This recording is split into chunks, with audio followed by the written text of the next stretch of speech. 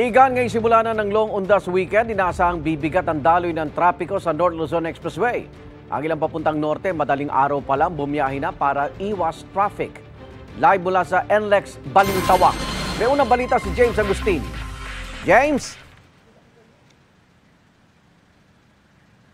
Igang, good morning. Tuloy-tuloy yung dating ng mga motorista na babiyahe sa kanilang mga probinsya sa norte dito po sa Balintawak Toll Plaza ng North Luzon Expressway. Bahagyan nagkakaroon lamang ng pila sa mga lane ng mga motorista na walang RFID sticker at kinakailangan magbayad ng cash. Sa RFID lanes ay mabilis naman ang daloy ng mga sasakyan.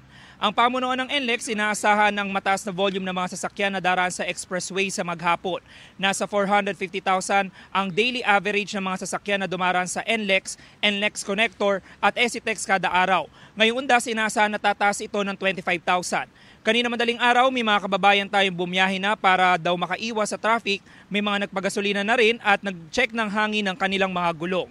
Samantala, Igan, ito nakikita nyo, ito yung live situation ngayon dito sa Balintawak Toll Plaza ng NLEX. May pila nga po ng mga sasakyan doon sa mga walang RFID sticker at kinakailangan magbayad ng cash pero mabilis naman po yung proseso. Kanina bago tayo umere, nakita ko meron na rin pila doon sa RFID lanes pero mabilis naman nakakalusot yung mga sasakyan. At ito pong mga nakikita rin yung mga sasakyan dito sa may gilid, yung Customer Service Center area. Ito naman po yung mga magpapareload ng kanilang RFID account. Ang pamunuan po ng NLEX, nagbukas na rin ng counterflow o yung zipper lane para doon sa mga nasa northbound mula po dito sa Balintawak hanggang doon sa area na may Kawayan, Bulacan. Yan ang unang balita mula rito sa NLEX. Ako po si James Agustin para sa GMA Integrated News. Igan, mauna ka sa mga balita, mag-subscribe na sa GMA Integrated News sa YouTube para sa iba't ibang ulat sa ating bansa.